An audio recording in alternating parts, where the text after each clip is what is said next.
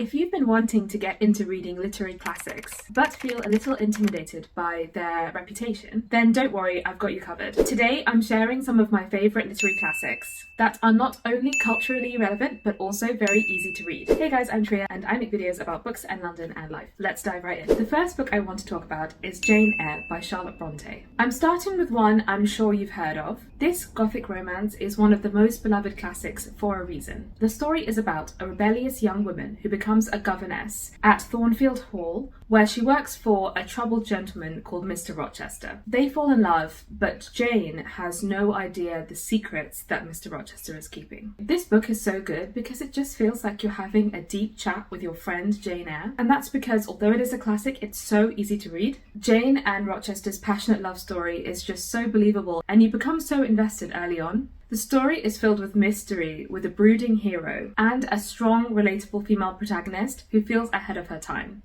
So what's not to love? Plus, there's a really good movie, which you could watch beforehand, just to give you a little bit of an idea of the storyline, which sometimes helps when you're reading, and you can use the images from the movie to help you visualize the characters as well. And also gives you the wonderful mental image of a certain Mr. Rochester, if that's what you want. So the next book I want to talk about is 1984 by George Orwell. So if you're into dystopian fiction or movies, then this book is definitely for you. In this book, England is now a dystopian society where Big Brother watches over your every move, what you say, what you wear, and even maybe what you think. And the story is about one man who begins to rebel in this society. Like, the amazing thing about this book is that it's so immersive that you feel like you're living in that dystopian society as well. You feel like you're trying to survive along with the characters. And the way it's written is very clear and also very striking at the same time. And it's full of iconic and sickening details from the very first line. For example, the clocks were striking 13. So the language is straightforward and the story feels shockingly relevant even today, especially in today's political climate, which makes it an easy, fun, yet impactful read. So the next book I want to talk about is this one, and it's Giovanni's Room by James Baldwin. Set in the grimy apartments and underground gay bars of Paris in the 1950s, this book is the story of the main character David's sexual awakening as he falls in love with a man called Giovanni. It becomes a love affair that will destroy everything he has. As you can see, this book is really quite small, which automatically makes it a not very intimidating read. The writing is simple yet powerful and has the power to make you cry. The themes of forbidden love and self-discovery are timeless and resonate across many different cultures, making this a great choice if you're looking for something both profound and relatable.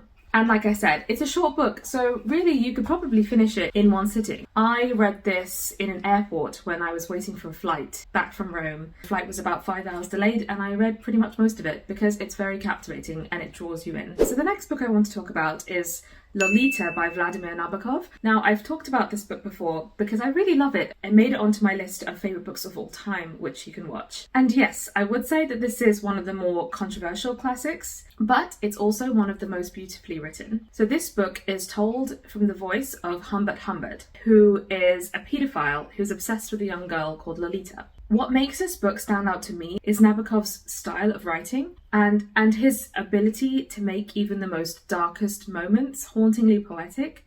And yes, there are a lot of dark moments in the book for sure. It's a very exciting book and a fascinating experiment in pushing the moral boundaries of literature. And whilst it is a beautifully written tale, it might make you feel a bit uncomfortable, but I assure you, you won't be able to put it down. So the next book I want to talk about is The Handmaid's Tale by Margaret Atwood. So this is a novel that is set in a dystopian future where women have lost all their rights. So a dystopian society called Gilead has turned the last of the fertile women into breeding machines, essentially, called handmaids. So this book is chilling and unforgettable. And what makes it so special is that it talks about everything that classic dystopian novels written by men ignore. For example, it talks about things like how to deal with your period in a dystopian futuristic society, the fear of rape, and how women have to flatter and pander to men in order to survive. The episodic structure of the book makes it really easy to read because it's all broken down into smaller chunks, and also it's enough to keep you hooked. Plus, there is a really good TV adaptation, which some people didn't like. I think it's really special actually, and it's slightly different to the book, but also worth watching. The next book I want to talk about is The Bell Jar by Sylvia Plath. So this is a book that is loosely based on the author's life, and it tells the story of a girl who moves to New York in order to make it. And it describes her journey through nightclubs, men's bedrooms, and eventually an asylum. It is the mother of weird girl, sad girl fiction, and it really feels like it could have been written in 2025. What makes this book special is that Plath describes depression in a way that you can never forget. It's the language that makes it so beautiful. For example, she describes it as a glass bell jar that traps the sound of the bell. Just as a glass bell jar traps the sound of a bell, depression creates an invisible wall around you so that no one can hear you scream. This book is deeply personal and beautifully written, offering an intimate look into the struggles of identity and mental health. And it has this conversational tone that makes it an easy and really interesting classic to read. It's definitely one of the most accessible classics out there. Okay, so the next book I want to talk about is a very famous one, and it's called Rebecca by Daphne du Maurier. So this is a book about a young woman who falls in love with a mysterious widower and moves into his mansion. However, the mansion is haunted by the widower's first wife, Rebecca. As a 20th century text, it's a great way to get into Gothic literature before you read the other classics out there like Dracula or Frankenstein, for example. It's another great classic that's written by a woman and centered on a woman, so what's not to love?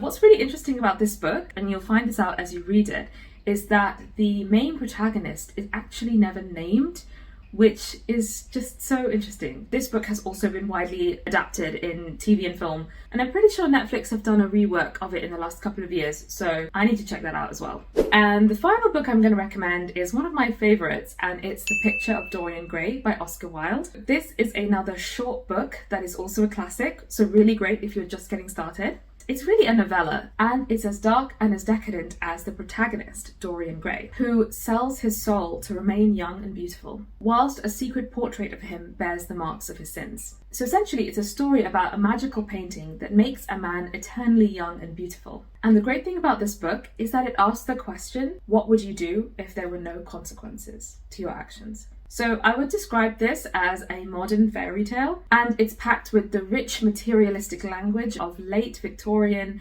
living rooms and opium dens. And along with Giovanni's Room, it's an iconic queer novel. There's lots of adaptations of this one. My personal favourite film adaptation of this book is the 2009 film, which I really think captured the materialistic, dark, desperate element of the book. So there you have it. That's 8 literary classics that I recommend to get you into reading the genre. Whether you're into gothic romance, dystopian worlds, or deeply personal narratives, I think there's something for everyone on this list. If you've read any of these books, tell me what you think, or recommend me your favourite classics as well. Thank you, happy reading, and I'll see you in the next video.